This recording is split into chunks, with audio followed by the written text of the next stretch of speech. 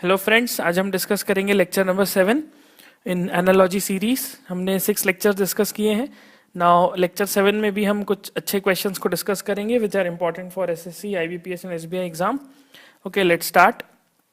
So question number 31, 6 is to 18 then 4 is to what?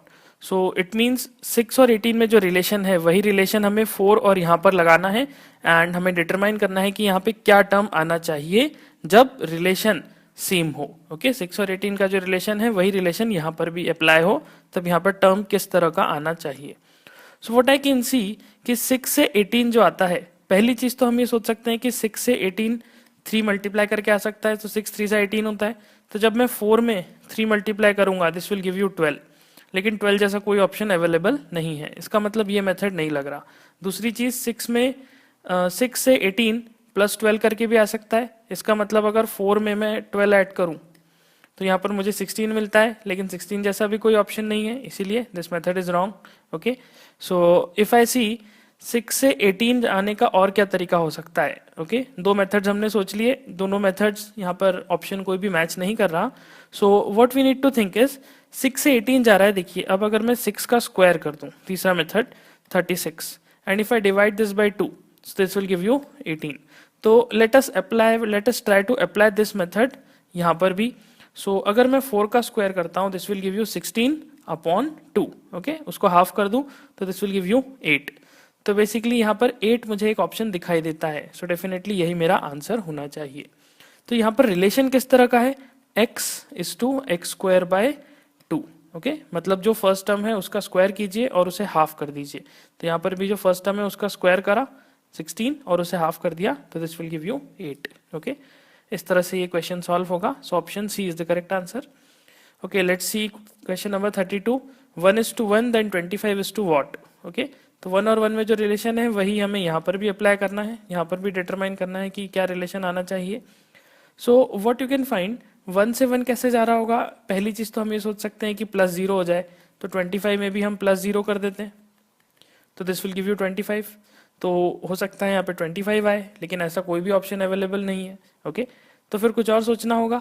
1 से 1 कैसे जा सकता है, इसमें इंटू 1 कर दिया हो, इंटू 1 मल्टीप्लाई कर दिया हो। ठीक है, 1 मल्टीप्लाई करेंगे तो अगर मैं 25 में भी लेटेस्ट से 1 मल्टीप्लाई करता हूँ तो ये फिर से 25 आएगा, लेकिन फिर भी ऐसा कोई ऑप्शन नहीं है।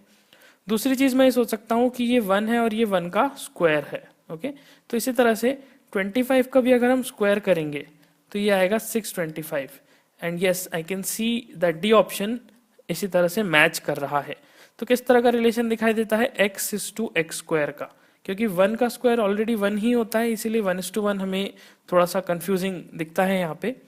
बट फिर भी जो 1:1 का मतलब 1:1 का स्क्वायर, तो डेफिनेटली 25 इज टू यहाँ पर आना चाहिए 25 का स्क्वायर। तो इस तरह से सॉल्व हो जाएगा and option D is the correct answer. Okay, let's move to 33 question. So first, so 14 is to 9 is to 26 is to what? Okay, तो जो रिलेशन 14 और 9 में है वही रिलेशन 26 और क्वेश्चन मार्क में अप्लाई करना है। तो लेट्स सी कि 14 और 9 में क्या रिलेशन है। फर्स्ट थिंग हम देख सकते हैं कि 14 से 9 कैसे जा सकते हैं, -5 करके। सो 14 से 9 -5 किया तो I will give you we will get on 9। So इसी तरह से 26 से अगर हम 5 माइनस कर देंगे so this will give you 21। तो यहाँ पर हम देख सकते हैं कि 5 माइनस करके 21 आ सकता है। तो अगर -5 वाला रिलेशन यहाँ पे अप्लाई होता है देन 26 से -5 करेंगे तो 21 आता है, लेकिन कोई भी ऑप्शन 21 नहीं है। इसका मतलब ये लॉजिक यहाँ पर अप्लाई नहीं हो रहा है। देखिए, हमारा लॉजिक सही है, हमने सॉल्व सही किया है, बट फिर भी जो लॉजिक इस क्वेश्चन में मांगा जा रहा है वो लॉजिक ये वाला नहीं है। फिर हम क्या सोच सकते हैं, दूसरी चीज यू कैन सी कि 14 है यहाँ पे और यहाँ पर 9 है। सो 14 से 9 means what you can think about it. 14 है 9 है, कोई ऐसा खास रिलेशन नहीं दिख रहा कि बेसिकली क्या होना चाहिए। सो आपको रिलेशन यहाँ पे डिटरमाइन करना होगा। व्हाट आई कैन सी कि अगर मैं 14 दिस 9 को अगर मैं देखता हूँ ध्यान से, तो 9 का अगर मैं डबल कर दूँ, ओके, 9 2 ज़ा 18 और 18 में से 4 सब्ट्रैक्ट कर दूँ तो this will give you 14। Okay, तो यहाँ पर भी हम सोच सकते हैं कि हो सकता है कुछ तरह का रिलेशन हो। कैसा रिलेशन, कि ये जो 14 है ओके, जैसा हमने यहाँ पे क्या किया, 9 को डबल किया और जो एक्सप्रेशन आया उसमें 4 को माइनस कर दिया तो 14 आ गया। तो इसका मतलब अगर मैं 14 में 4 को ऐड करूं और इसे डिवाइड बाय 2 कर दूं, ठीक है, 14 में 4 को ऐड करूं डिवाइड बाय 2 कर दूं तो दिस विल गिव यू 9। तो लेट अस सी कि अगर 26 में 4 को ऐड करते हैं तो ये कितना आता है 30, और डिवाइड बाय 2 करते हैं तो this will give you 15।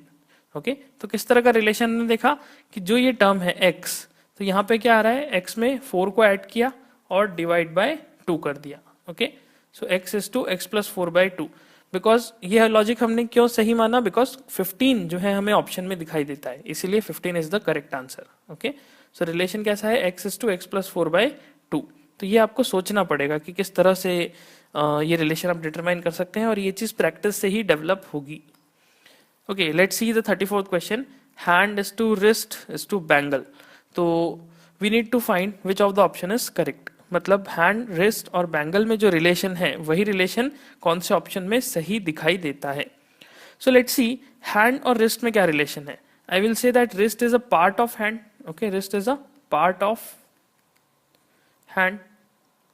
And what is the relation between bangle. So hand, wrist and bangle में हम देखते हैं रिस्ट क्या है, it's a part of hand, and bangle is worn on wrist. Bangle को हमेशा रिस्ट पे पहना जाता है। ओके, तो रिलेशन किस तरह का है कि जो बीच वाला टर्म है वो इसका पार्ट है, और ये जो ऑब्जेक्ट है इसे इस रिस्ट पे, इसे इस ऑब्जेक्ट पे पहना जाता है। ओके, सो हमें इसी तरह का रिलेशन डिटरमाइन करना है।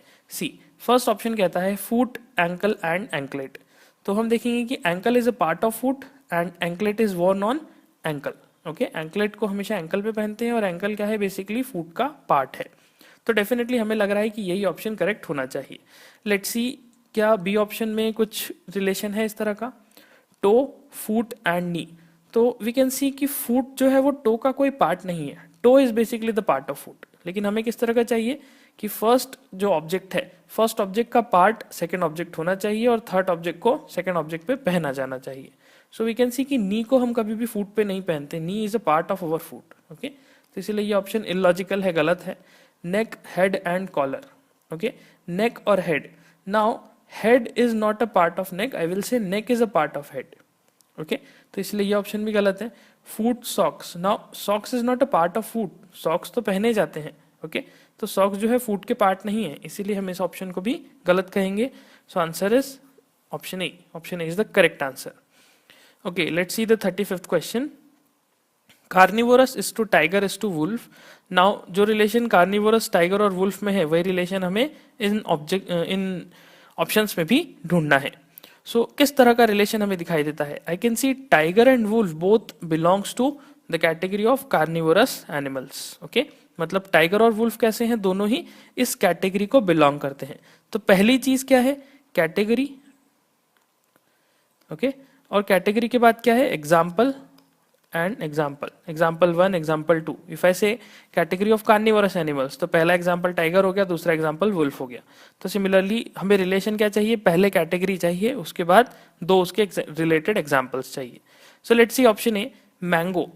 Mango, then banana and then fruit. यहाँ पर हमें साफ दिख रहा है कि मैंगो कोई कैटेगरी नहीं है, और इनकेस अगर मैंगो कैटेगरी है तो यहाँ पर दो डिफरेंट मैंगो के नाम आने चाहिए, ना कि बनाना और फ्रूट के, इसलिए ये ऑप्शन गलत हो गया। Now worker, master and manager, again ये तीनों क्या है, तीनों अलग अलग कैटेगरीज है, तो इसलिए ये ऑप्शन भी गलत हो गया।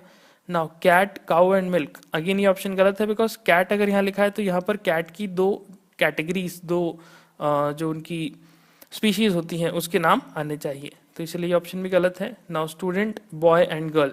So what I can C, student कैसे हो सकते हैं, बॉय भी हो सकते हैं, गर्ल भी हो सकते हैं, तो यही सही ऑप्शन है, बिकॉज स्टूडेंट क्या है, कैटेगरी है जिसमें example 1 is boys and example 2 is girls.